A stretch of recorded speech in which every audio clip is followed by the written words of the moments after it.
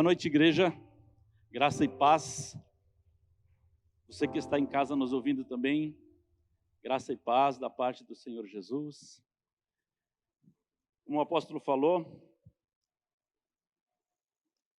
domingo passado foi iniciada uma série sobre o Sermão do Monte. E hoje, aprove a Deus nos colocar aqui para falarmos do segundo episódio da primeira temporada, por assim dizer, que é sobre as bem-aventuranças. Ser feliz é o alvo de todo ser humano. Desde que nós começamos a dar os nossos primeiros passos, nós buscamos sempre satisfazer as nossas necessidades e adquirir aquilo que nos faz bem.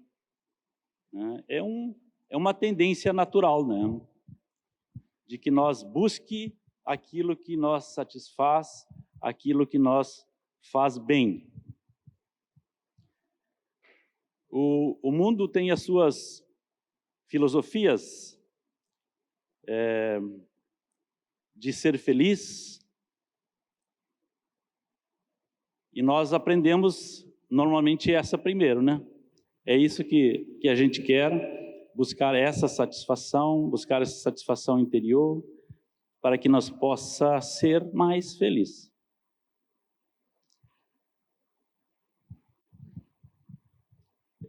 Aí o Sermão do Monte vai nos dar um outro caminho.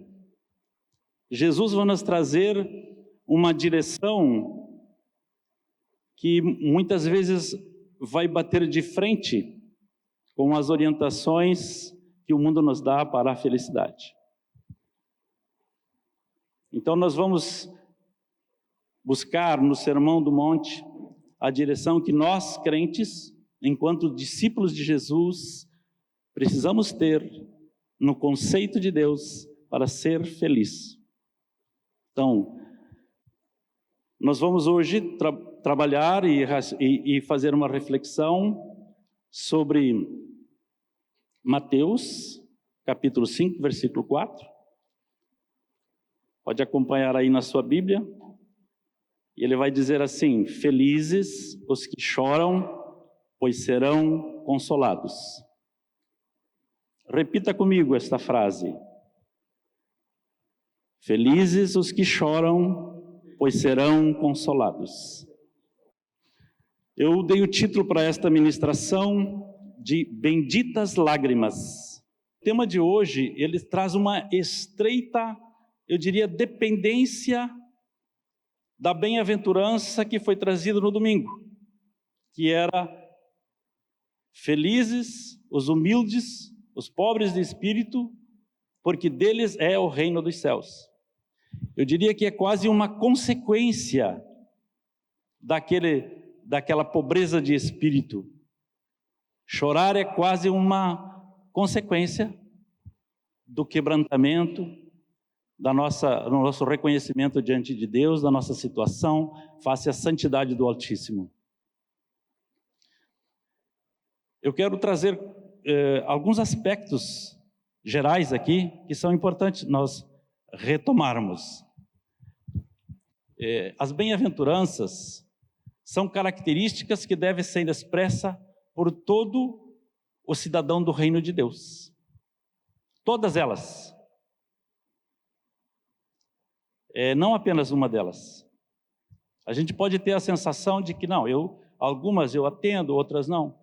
Nós precisamos atender a todas. O objetivo do Senhor Jesus era que todos os cidadãos do seu reino manifestem essas características para serem identificados no mundo, serem separados do mundo.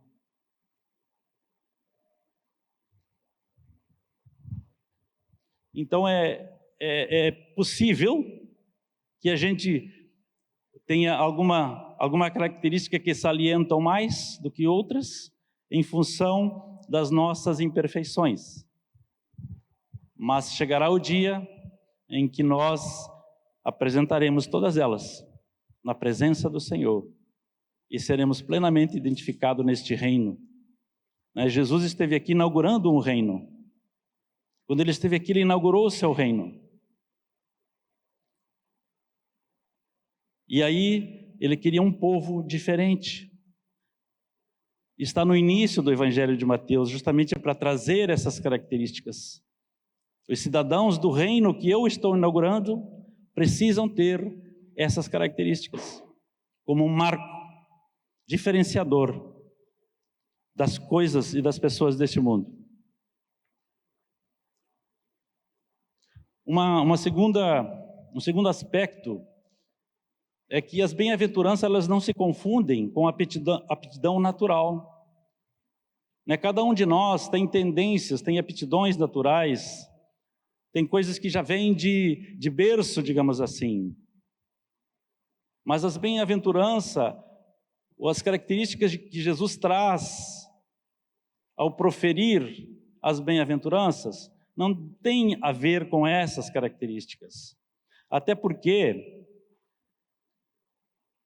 por natureza, pela nossa natureza, nenhum ser humano se conforma às bem-aventuranças. Se não for pela graça de Deus, para que ninguém pense que pelo esforço próprio pode adquirir o reino de Deus. Se fosse por isso, Jesus não precisava ter nascido. Mas as bem-aventuranças, elas são graças divinas, são graças que vêm do alto. Quando nós começamos nos humilhando diante do Altíssimo Deus, quando diante de Deus nós reconhecemos as nossas fraquezas e a nossa impossibilidade de satisfazer todas essas características, aí nós começamos a adquiri-las. Deus começa, pela sua graça, a nós conceder capacitação pelo novo nascimento e por aquilo que a gente vai aprendendo ao longo da caminhada, nos santificando a cada dia. Esse é o caminho. As características que Jesus ressalta nas bem-aventuranças, elas têm que diferenciar o crente do não crente. É para isso que elas foram proferidas. Elas devem ser a nossa identidade. Os crentes do primeiro século, os discípulos de Jesus do primeiro século eram identificados como aqueles do caminho, né? Se pegar literaturas antigas, vai estar essa referência. Havia uma identificação, aquele povo era diferente. Flávio Joséfo vai trazer isso. Aqueles do caminho. Flávio Joséfo não era cristão. E a igreja de hoje, como é que ela está sendo notada aí fora? Será que nós temos características salientes que nos identificam facilmente daquele que não crê? É importante nós fazermos este autoexame e saber se essas bem-aventuranças, elas são aplicáveis plenamente a nós, ou se algumas delas nós temos que aperfeiçoar, ou se algumas delas não estão mais sendo salientes em nosso comportamento de cristãos. Então a gente precisa, ao tempo em que a gente vai trazendo esta reflexão, eu quero que cada um faça esse autoexame sobre nós, sobre a atuação da igreja, como nós estamos sendo vistos aí fora. Aqui em Santa Maria, nós saímos aqui da igreja, vamos lá no centro. Alguma coisa lá, as pessoas conseguem ver alguma diferença de nós com o resto do povo, com aqueles que não creem? É só uma interrogação. O apóstolo Paulo, ele traz um alerta muito grande sobre isso. Na carta aos Romanos, no capítulo 12, verso 2, ele diz assim: não imitem o comportamento e os costumes deste mundo, mas deixem que Deus os transforme por meio de uma mudança em seu modo de pensar. a fim de que experimentem a boa, agradável e perfeita vontade de Deus para vocês. Uma alerta, né? Que Paulo já estava fazendo naquela época, para que nós não nos amoldemos. Às vezes, o mundo entra um pouco dentro da igreja e a igreja vai um pouco para o mundo e a coisa fica muito misturada. Não é nenhuma constatação, é apenas uma reflexão. Mais um ponto interessante que nós devemos ter presente quando lemos as bem-aventuranças é que ela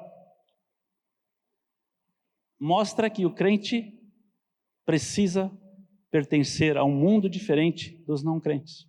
São dois mundos diferentes. Jesus disse a Pilatos: o meu reino não é deste mundo. Ele tinha inaugurado o seu reino, mas ele disse para Pilatos: o meu reino não é deste mundo. O apóstolo Paulo, em Filipenses 3:20, também diz assim: pois a nossa pátria está nos céus, de onde também aguardamos o Salvador, o Senhor Jesus Cristo.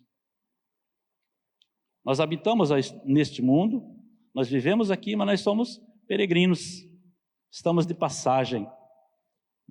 O que nós buscamos não deve estar aqui. O que nós buscamos de verdade tem que estar nos céus. É aquelas verdades de Deus que devem ser o grande alvo de todas as nossas ações.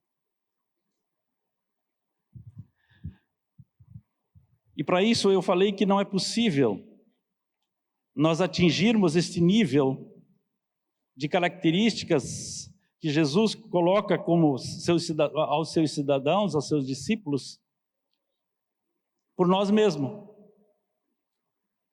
É preciso que Deus haja em nós, quando nós colocamos na posição de humildade diante de Deus.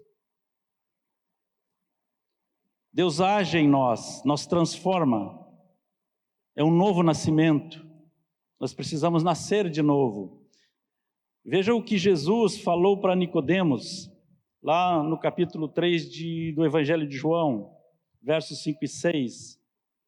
Eu lhe digo a verdade, ninguém pode entrar no reino de Deus sem nascer da água e do Espírito. Os seres humanos podem gerar apenas vida humana, mas o Espírito dá à luz vida espiritual. Então, nós precisamos nascer de novo, não na forma que Nicodemos pensou lá.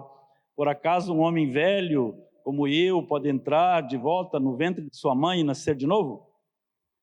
Não, não é isso. É essa transformação do Espírito Santo. É quando Deus age na gente, nós aceitamos Jesus como Senhor e Salvador de nossa vida e nos tornamos filhos de Deus. É o que fala o Evangelho de João no capítulo 1, verso 12. Então nós precisamos ter essa transformação. E para nascer de novo nós precisamos morrer nosso egoísmo, morrer no nosso ego violento, no nosso modo de agir errado. Nós precisamos enterrar tudo isso. Nosso comportamento soberbo, pecaminoso, tem que morrer na cruz de Cristo, tem que ser crucificado em Cristo Jesus, para que pelo seu sangue derramado e vertido por nós possamos nos tornar nova criatura. Nova criatura e cidadãos do reino de Deus. Cidadão do reino dos céus, expressão que quer dizer a mesma coisa. Mateus usa muito reino dos céus porque ele estava se dirigindo muito aos judeus, que não proferiam, evitavam muito proferir o nome de Deus em virtude daquele mandamento lá lá do Êxodo, lá, né? Quando Deus deu o mandamento, eles não proferiram seu nome em vão. E o judeu evita muito isso. Então Mateus usou este reino dos céus, mas é a mesma coisa.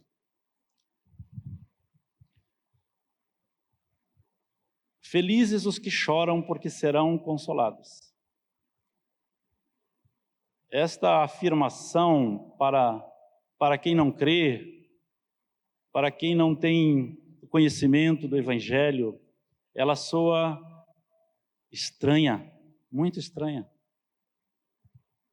Porque ela é paradoxal demais, né? São termos que não combinam. Ser feliz e chorar estão em sentido contrário.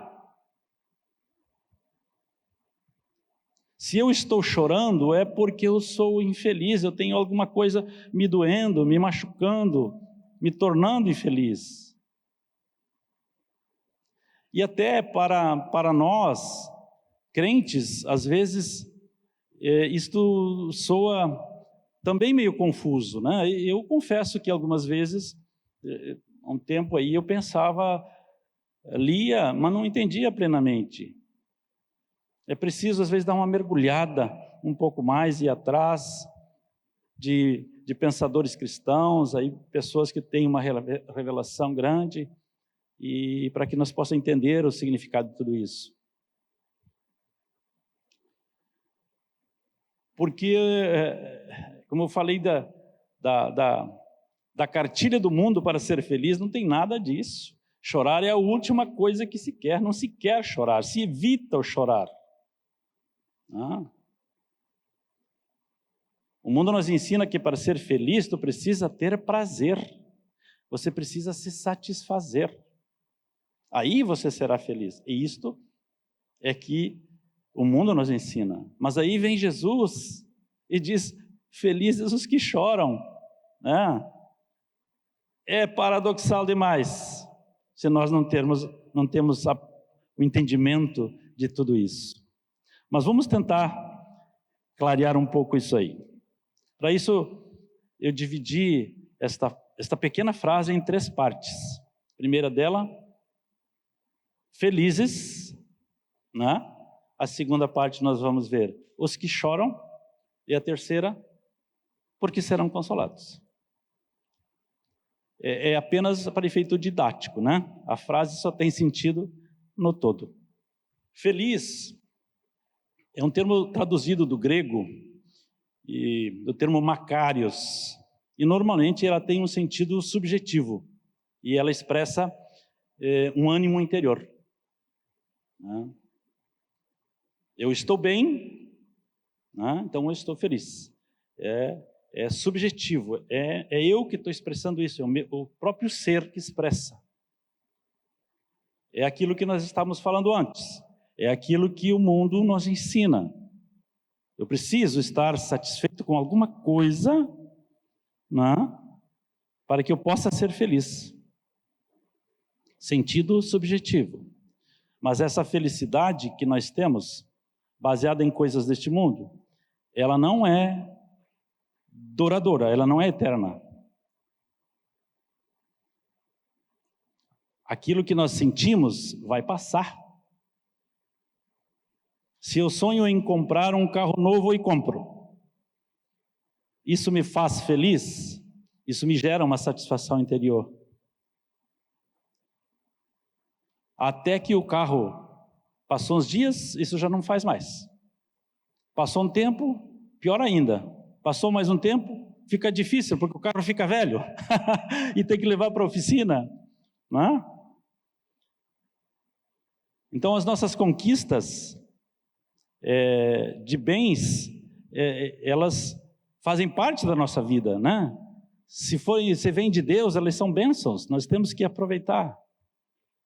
Mas nós não podemos jogar o peso da nossa felicidade em cima dessas coisas, porque elas são falhas, elas são efêmeras, elas são passageiras. E a felicidade que Jesus fala não é passageira. Jesus está tratando de coisas eternas. Então, quando Jesus fala infeliz, ele não tem esse sentido subjetivo, mas ele está trazendo um sentido concreto para a palavra. Concreto por quê? Porque ela está baseada no fato de que Ele mesmo vai nos consolar. É numa graça que é certa, que baseada na sua palavra. Isso não passa, é eterno, vai durar para sempre. A felicidade que Ele nos promete não é essa felicidade passageira. Esta felicidade que hoje nós temos e amanhã não temos. Lucas vai trazer esta bem-aventurança no sentido negativo, e eu vou ler ela para trazer um pouco de lucidez, de clarear um pouquinho.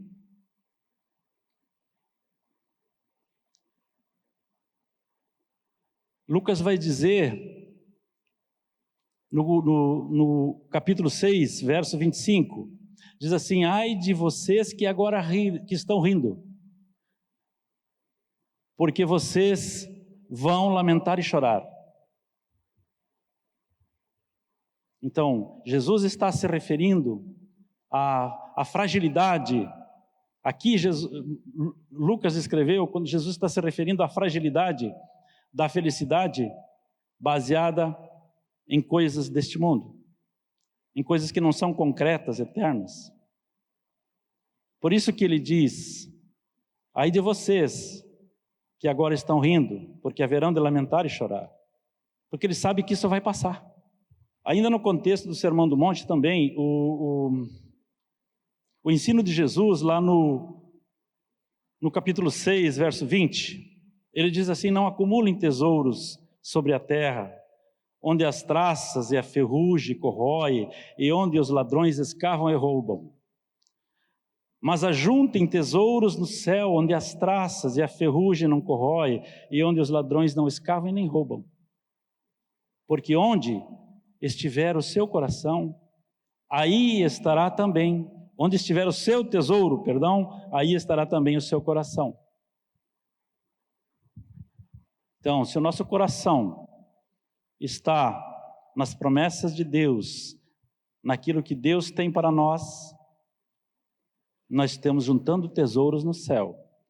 Mas se a nossa felicidade estiver baseada naquilo que eu tenho, baseado no meu dinheiro, nos meus bens, nos meus prazeres, esta felicidade vai passar. E aí nós haveremos de lamentar e chorar, porque o tempo passa, e quando a gente vê, a vida também passa. E se nós não tivermos construído, não tivermos juntado tesouro e guardado no céu, nós vamos descobrir que tudo aquilo que nós fizemos, naquele momento, tem valia nenhuma. Nu nós chegamos e nu nós iremos. E o que vai contar efetivamente é aquilo que nós tivermos em Deus. Deu para entender essa ideia subjetiva e objetiva do termo feliz? Aí nós vamos passar então para o segundo ponto: os que choram. É evidente que essa expressão ela é inteiramente espiritual. A gente já dá para perceber que esse choro a que Jesus se refere não é aquele choro fingido, né? Vamos ver alguns choros que não são, que não estão dentro desse contexto, né? Nós costumamos dizer lágrimas de crocodilo, né? Todo mundo conhece esse termo, né? Não é este o choro, com certeza, né? Também não é o choro da autopiedade, aquele que nós lamentamos sobre nós mesmos. Ah, como eu sou injustiçado. O meu vizinho, meu amigo, consegue coisas e eu que batalho tanto não consigo. Oh Deus, como eu sou injustiçado. Não é esse choro também. Devemos orar, sim, pedir, colocar todas as nossas petições diante de Deus. Mas não é sobre esse choro que Deus está se referindo. Muito menos o choro do apaixonado, né? Quem conhece as músicas sertanejas, sabe que lá tem muito choro de apaixonado. Também não é esse choro, não. A amada foi embora. Não é esse o choro que Jesus está referindo. Também não é o choro da perda financeira, que acontece seguidamente por vários fatores, nem da dor física. E digo mais, às vezes não é nem a dor da perda de um ente querido, que é uma dor justa, que todos nós choramos, que todos nós lamentamos, mas nem este choro era o choro a que Jesus se referia. Por quê? Porque tudo isto que eu citei é apenas exemplos, são apenas exemplos, tem muito mais. Choram por isso crentes e não crentes, justos e injustos, todos choram por isso. Então não é esse o choro que Jesus está se referindo quando se refere aos que choram. Está em pauta a tristeza espiritual. É aquele choro pela convicção do pecado. Quando nós temos a convicção do pecado e dos estragos que ele faz na humanidade, diante da santidade de Deus, este choro, se ele nos fizer chorar, é este consolo que Deus nos dará.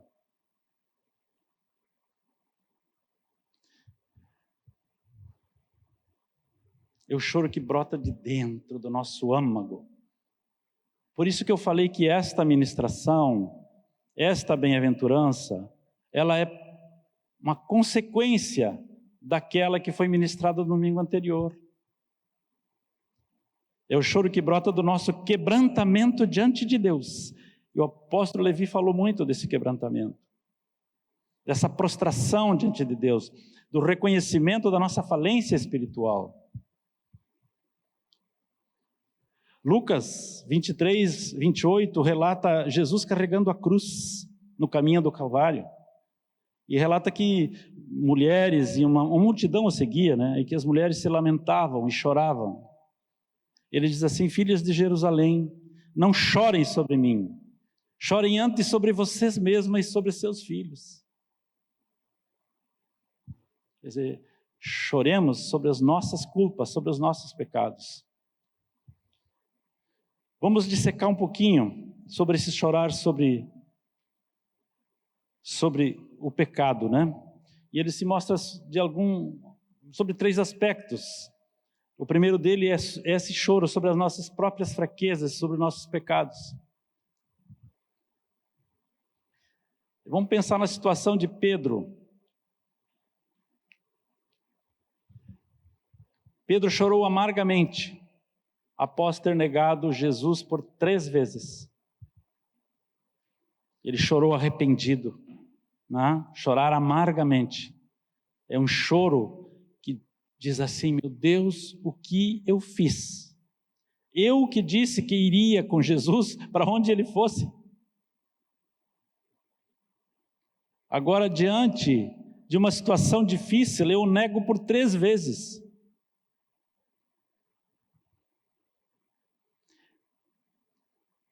Esse fato, essa situação que aconteceu com Pedro, ele corrobora a afirmação de que não podemos por nós mesmos apresentar as características do reino de Deus.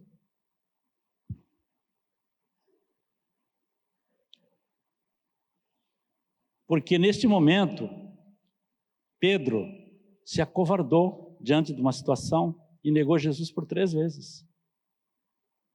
Mas este mesmo Pedro que se acovardou aqui, que teve medo, que até mentiu, porque ele disse: eu nem conheço esse homem. Olha a situação que a gente chega, né? Tu está com o teu amigo sendo preso, acusado, condenado à morte, e você diz: eu nem conheço esse camarada. Mas este mesmo Pedro, algumas páginas adiante da Bíblia, lá em Atos 2, depois dele receber o Espírito Santo, ele é transformado. E ele se levanta diante de uma grande multidão, provavelmente diante de muitos dos que condenaram a Jesus. E diante desta multidão, ele testemunha Cristo como Messias. Ele anuncia o Evangelho, ele conclama o arrependimento. E lá, 3.000 pessoas, ou 5.000, foram convertidas naquele dia. Este é o poder do Espírito agindo em nossas vidas.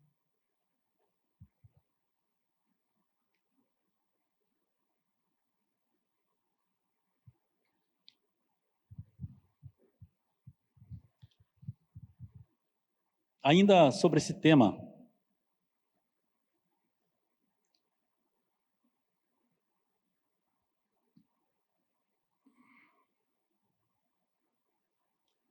João nos ensina que Deus é luz e nele não há treva alguma. Mas o orgulho, a arrogância, a soberba, eles podem encobrir as nossas culpas, encobrir os nossos pecados. E nós passamos a não vê-los mais. E passamos a achar que o nosso comportamento é o mais correto, é o mais certo, é assim que deve ser.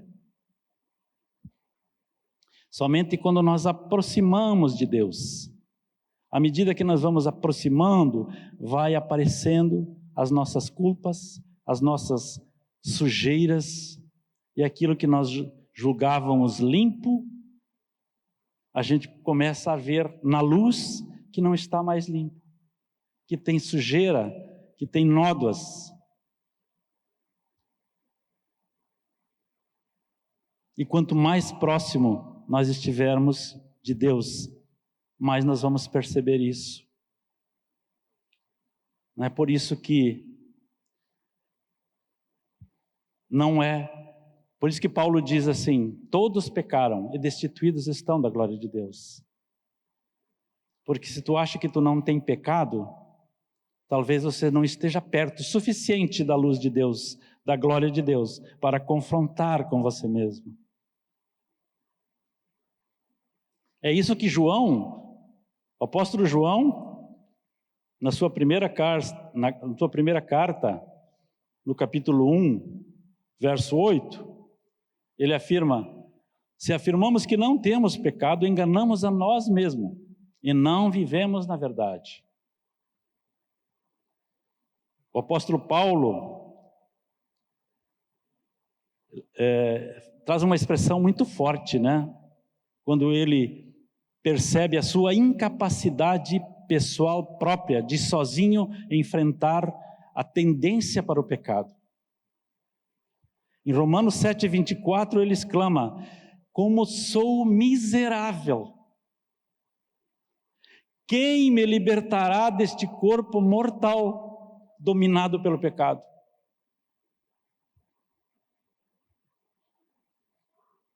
Por nós mesmos, nós somos incapazes de atender às qualificações necessárias para entrar no reino dos céus. É preciso nascer de novo.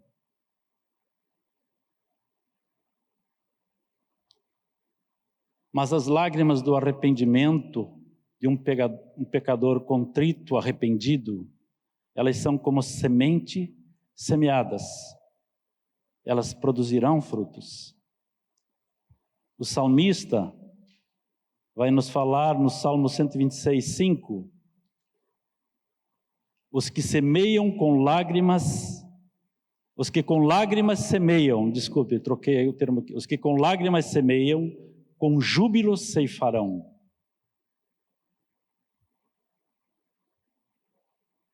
Benditas lágrimas, né? Benditas lágrimas. Eu pergunto para cada um, pergunto para vocês e pergunto para mim mesmo: nós temos chorado sobre os nossos pecados?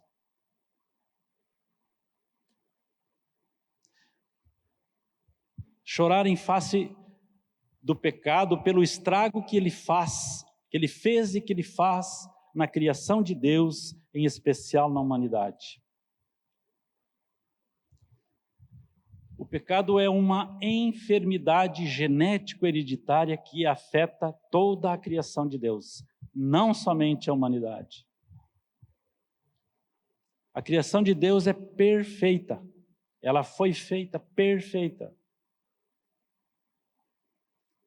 O homem foi criado diferente de todas as outras coisas porque a imagem e semelhança do próprio Criador, com uma personalidade inteligente, com uma vontade própria, com emoção, ligado espiritualmente ao Criador, com um propósito, que era glorificar a Deus, glorificar o Criador, com uma missão, governar e encher a terra. Um destino, viver na presença de Deus. E uma condição, obedecer a sua lei. O que nós fizemos? O que o homem fez? O que o ser humano fez? Baseado na sua soberba, cheio de autoconfiança, ele quis, pela sua cobiça, ser como Deus. E atraiu para si o sofrimento, a dor, a morte, a separação. Criou conflitos na natureza, a terra passou a produzir espinhos e abrolhos. Criou conflito social. Acusação, Eva acusando a serpente, Adão acusando a Eva: essa mulher que tu deu aí para mim, foi ela que me fez pecar. O homem rompe esses laços, e a relação dos seres humanos passa a ser agressiva, passa a ser violenta. Nós vemos todos os dias na rua, no noticiário, a violência tem se especializado em cometer crimes cada vez mais bárbaros.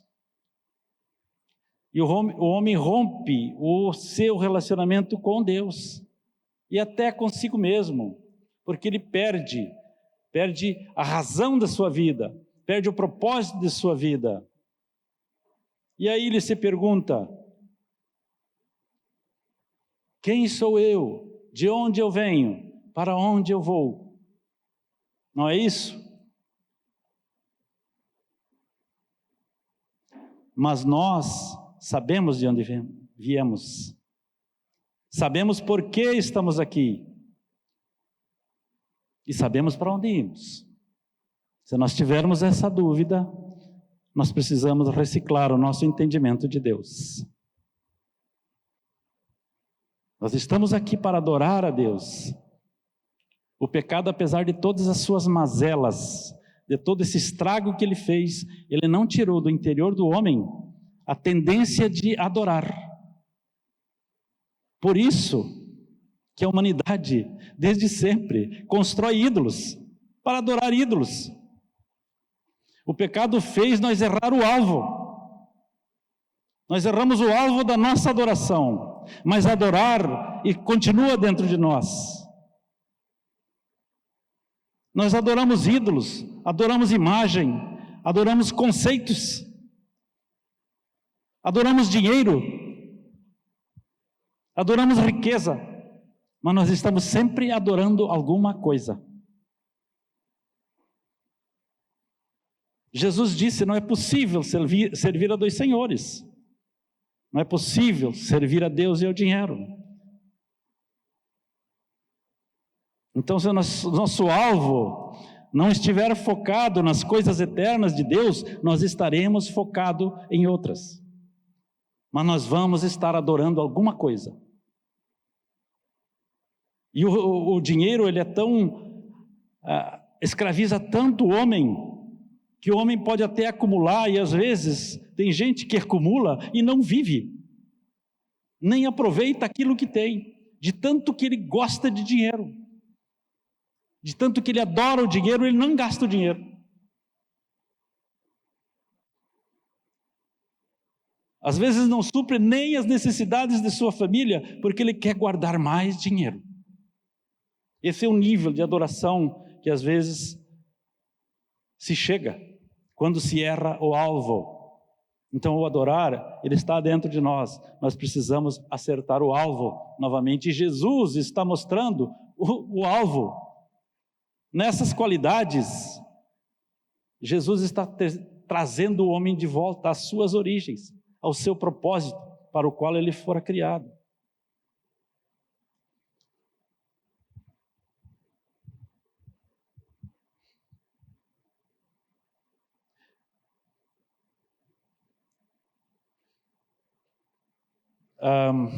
Eu quero elucidar esse ponto com a passagem que está lá em João, no capítulo 11. Lá no verso 35 vai dizer que Jesus chorou. Mas só para resgatar um pouquinho, Jesus tinha ido para a Galileia, né? E aí chegou lá a notícia de que seu amigo Lázaro estava doente. Amigo Lázaro, irmão de Maria, irmão de Marta. Mas Jesus disse lá para os seus discípulos: não, essa doença não é para a morte, mas é para a glória de Deus. Mais ou menos assim que está na Bíblia. E demorou lá ainda 2 dias. Depois ele disse: vamos para a Judeia, porque Betânia, onde morava Lázaro, é muito próximo lá de Jerusalém. E quando saíram, Jesus disse: o irmão Lázaro dorme. Dormiu, adormeceu. Os discípulos, não entendendo o que Jesus estava dizendo, disseram: não, mas se ele dorme, ele melhorou. Normal. Você está doente, você tira um soninho lá, o que a gente pensa? Não, ele está bom, está dormindo. Aí Jesus disse assim: Lázaro morreu, e nós vamos para lá. Aí Tomé ficou meio assustado, né? Disse para os outros lá: nós vamos todos morrer, Lázaro está morto, e para nós ir lá nós vamos ter que morrer, vamos morrer com o mestre. Aí Jesus chega em Betânia, aí vem Marta chorando, desesperada, pranteando muito, e disse: Jesus, se tu estivesse aqui, meu irmão não teria morrido. Aí chama Maria, a Maria vem, se prostra a seus pés, fala a mesma coisa. Aí uma multidão lá que estava acompanhando esse fato, também chorava. E nesse momento, no verso 35, relata que Jesus chorou. Jesus chorou. Os judeus disseram: ai, como ele amava a Lázaro. De fato ele amava, né? A palavra diz que Jesus amava Lázaro. Mas não foi pela morte de Lázaro que Jesus chorou, porque ele sabia, inclusive, que Lázaro ia morrer. Ele disse, né, que isto não era para a morte, mas era para a glória de Deus. Ele sabia que ia ressuscitar Lázaro. Então qual é o motivo que levou Jesus a chorar? Jesus chorou pelo estrago que o pecado faz na humanidade, o estrago que o pecado faz numa família, o estrago que o pecado faz numa sociedade, o estrago que o pecado faz numa nação. Quantas histórias, quantas nações caíram por causa do pecado? A humanidade foi extinta uma vez por causa do pecado, restou apenas a família de Noé. Sodoma e Gomorra foram extintas por causa do pecado. Jerusalém foi destruída várias vezes por causa do pecado. Então é esse estrago que fez Jesus chorar, o estrago que o pecado causa no mundo, e ele também deve fazer nós chorar.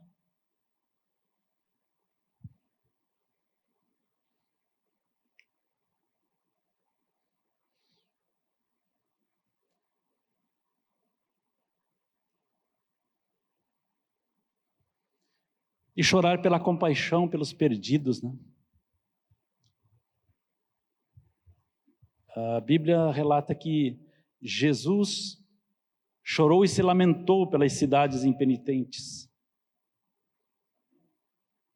Ele diz: ai de ti, Corazim, ai de ti, Betsaida, ai de ti, Cafarnaum, que ouviram a palavra de Deus e viram as suas obras, mesmo assim não se arrependeram.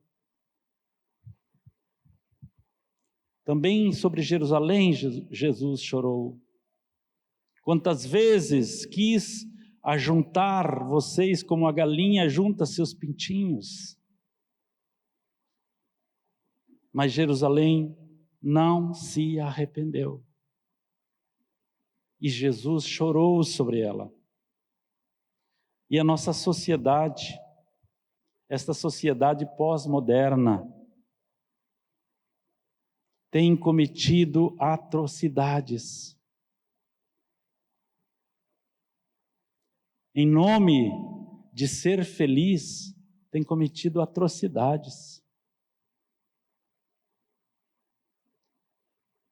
Em nome de um direito que a pessoa se acha que tem, ela passa por cima de todos os preceitos, por mais preciosos que sejam. E aí nós assistimos essa cena de criminalidade, de perversão, o estrago que a droga tem feito no mundo, a corrupção, a promiscuidade, os atentados violentos contra os mais sagrados princípios bíblicos.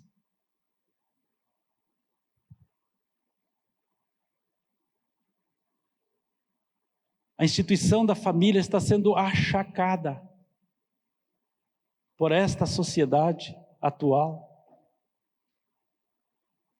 Mudaram os conceitos de Deus,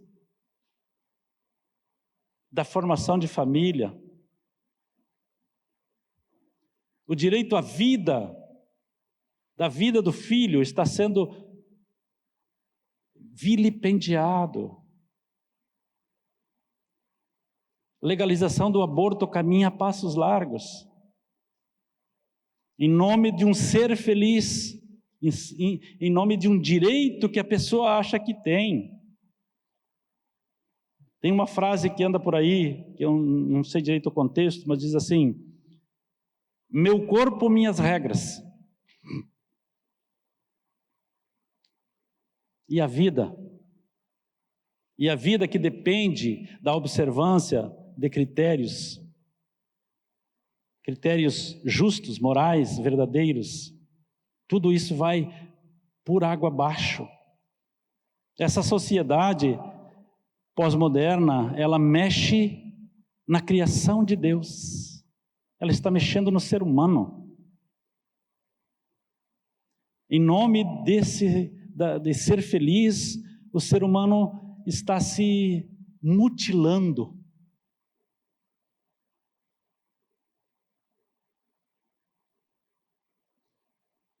E muitas dessas coisas terríveis estão sendo legalizadas.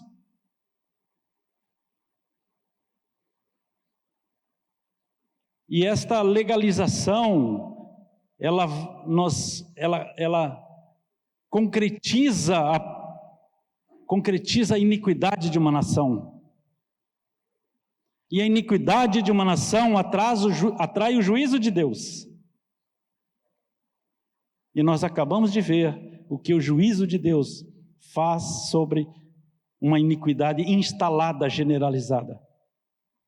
Isto é motivo de nós chorarmos, irmãos. Chorar e lamentar.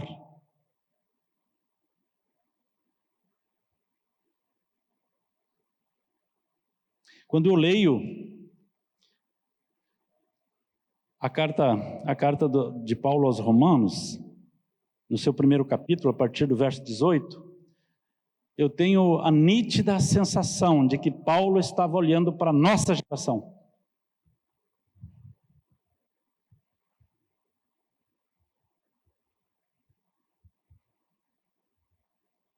Quando ele fala todas aquelas situações que estão lá, nós sabemos que a Roma antiga também tinha uma carga muito grande.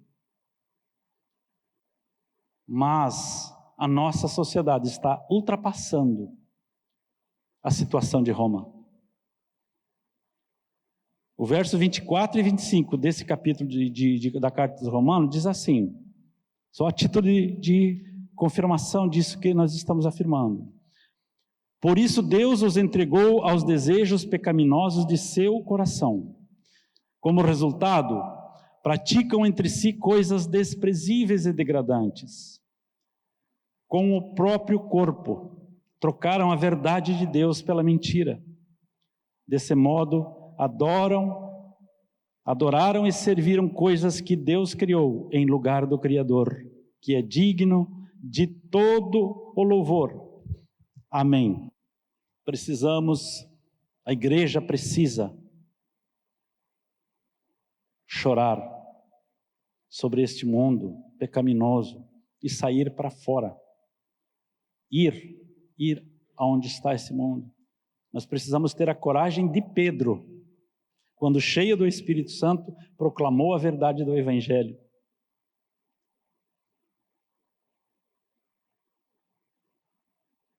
Sem medo, sem medo.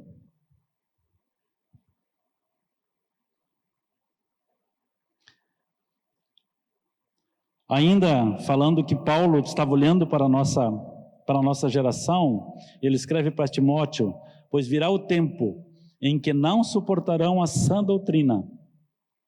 Pelo contrário, se rodearão de mestres segundo as suas próprias cobiças, como que sentindo coceira nos ouvidos. Eles se recusarão a dar ouvidos à verdade, entregando-se às fábulas. Isso fez Paulo chorar. Está dito lá em Filipenses 3,18, sobre o mesmo tema. Pois muitos andam entre nós, dos quais repetidas vezes eu lhe dizia, e agora digo, até chorando, que são inimigos da cruz de Cristo. O destino deles é a perdição, o Deus deles é o ventre, e a glória deles está naquilo que deveriam se envergonhar, visto que só pensam nas coisas terrenas.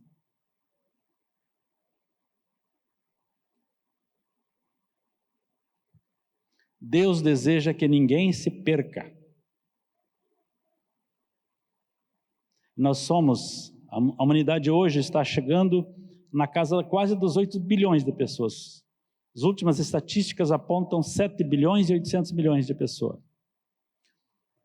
O Instituto de Pesquisa Pew Research Center dos Estados Unidos aponta que existem 2 bilhões e 180 milhões que professam a fé cristã, de uma forma ou de outra, incluindo todas as religiões.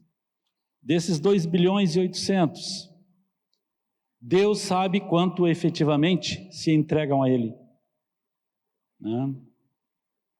Muitos já nem na igreja vêm mais, muitos nem conhecem a palavra, muitos foram batizados, é verdade. Às vezes batizados bem criancinhas, nem tinham noção do seu batismo. O que eles sabem sobre a verdade de Deus?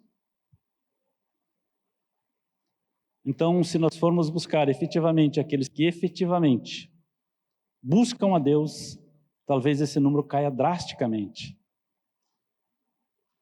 E mais uma. Quantos aqui vieram da Igreja Católica? Eu vim. Olha só, temos aí um percentual muito alto de pessoas que veio de lá. Nós fomos batizados, eu fui batizado lá na Igreja Católica. E provavelmente eu estou contando nessa estatística lá na Igreja Católica. Mas eu também fui batizado aqui na Igreja Batista Nacional. Eu também conto aqui. Então ainda tem mais isso, né?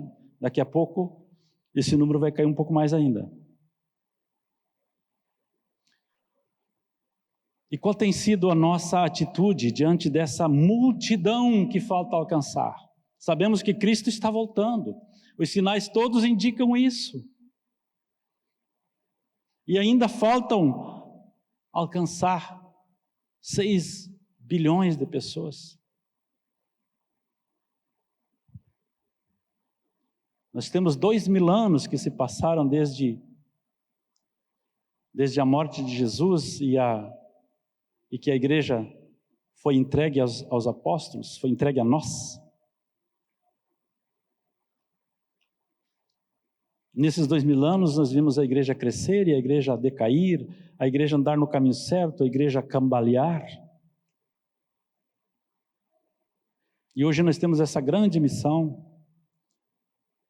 E Jesus está voltando e ele diz assim, que todos ouvirão do Evangelho, então ele virá. A igreja precisa sair de novo, sair com muita força, como saiu Paulo, pregando no mundo romano, como saiu tantos outros, enfrentando situações de morte. O mundo está cheio de mártires.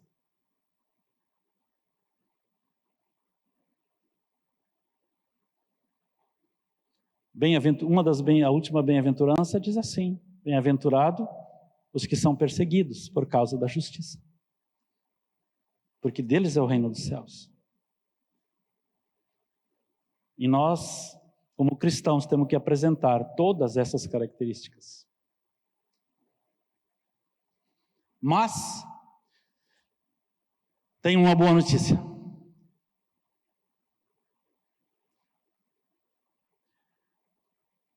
Salmo 30, verso 5, nos traz uma boa notícia. O choro não dura para sempre. Ele é passageiro. Esse salmo diz assim: o choro pode durar uma noite, mas a alegria vem pela manhã. E é isso que Jesus diz: felizes os que choram, por quê? Porque eles vão ser consolados. Ele vai nos dar esse consolo, não um consolo passageiro, mas um consolo eterno de nós pertencermos ao seu reino. O próprio Deus fará isso. O próprio Deus vai nos consolar com essa alegria indizível, que não é possível ser traduzida por palavras. Tal é a alegria que vem do Senhor. É a alegria de se nós termos juntados esses tesouros e guardados no céu, porque é eles que vão contar na eternidade.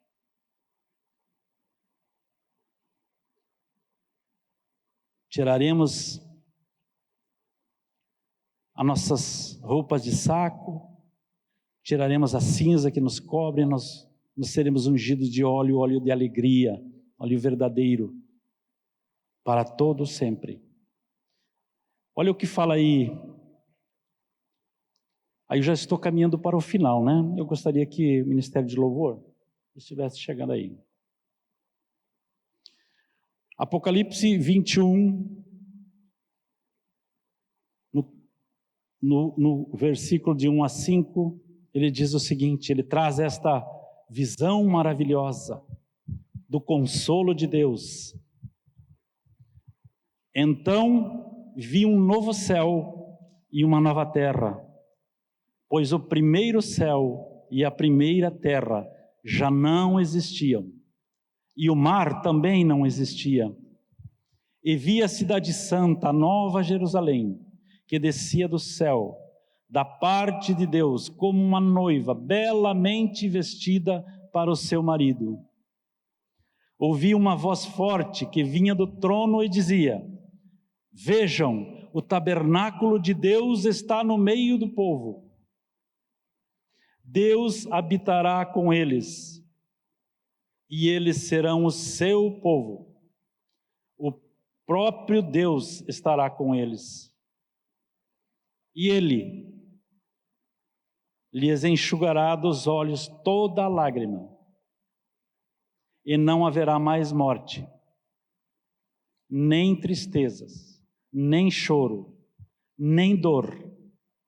Todas essas coisas passaram para sempre.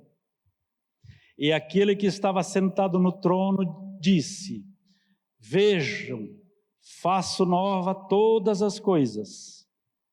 Em seguida disse: escreva isso, pois o que eu lhes digo é digno de confiança e verdadeiro.